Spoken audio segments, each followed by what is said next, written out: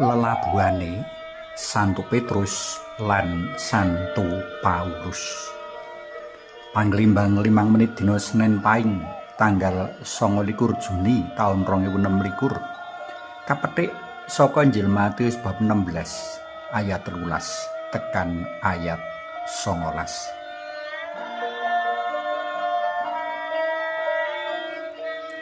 Para tresna PLM kinasih, dina iki bareng karo pasaman suci sak jagat kita padha ngriyayakake Santo Petrus lan Santo Paulus. Pasaman suci kupiya nyawijekake paraga loro kang beda ing samubarange iki jroning panunggal pahargyan. Saka kang beda, pranyata Gusti Yesus ngersakake priyagung sakloron reroyongan mangun pasamuan suci. Saka kang beda, manunggal gregut sengkuti priyagung sakloron martakake kabar kabungan engga kekarone nemahe seda kamartir. Santo Paulus miyos ing Tarsus, sawijining kutha-gara provinsi Kilikia wilayah Romawi. Kejaba dadi murid guru kasuwur Gamaliel, sajake panjenengane uga ngangsu kawruh ing pawiyatan Tarsus. Kanthi migunakake ngelmune bab budaya lan cara pamikirane wong Yunani, Santo Paulus wasis menehi katerangan kanthi gamblang bab pitakonan-pitakonan wigati gegayutan karo iman kapitayan kang ana ing atine wong-wong Yunani. Banjur gawa wong-wong mau tumuju marang pemahaman bab Gusti Allah.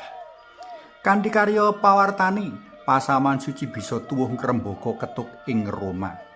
Panjenengane uga kasuwur minangka rasul kang martakake Sri Yesus ana ing antara bangsa-bangsa njaban rangkah Yahudi mligine wong-wong Yunani. Paseksen karya pamartane Santo Paulus iki dadi bahan panyengkuyung wigati jroning konsili Yerusalem.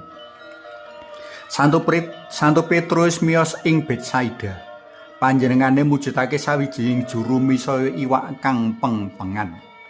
Sawise tinimbalan Gusti Yesus, panjenengane dadi salah siji saka murid telu pinarcaya. Saka Santo Petrus kawetu pengakon menawa Gusti Yesus mono sejatine Mesias priyagung saka Allah. Marang Santo Petrus, Gusti Yesus masrahake pangreksa pepantan pasamuan dalem. Minangka tetunggul pasamuan, Santo Petrus sadar menawa kaslametan dalem Gusti uga rumentah marang bangsa-bangsa manca krana paring dalam Gusti wahyu marang panjenengane. Paring dalam wahyu mau kapikuwati saka patemone panjenengane karo Kornelius, sawijining panggedhe Saradadu Romawi kang uga antuk wahyu saka Gusti Allah. Saka kono, Santo Petrus sadar menawa ora ana wong najis utawa ora resik, marga Gusti Allah ora mbidak-mbidakake pawongan. Kayakinan Santo Petrus iki kang uga dadi prakara wigati kang nemtokake ener lumakune pasaman suci ing konsili Yerusalem. Saka keyakinan lan odo-odone Santo Petrus, paguyuban para murid kang sakawit amung dumadi saka wong-wong Yahudi wae.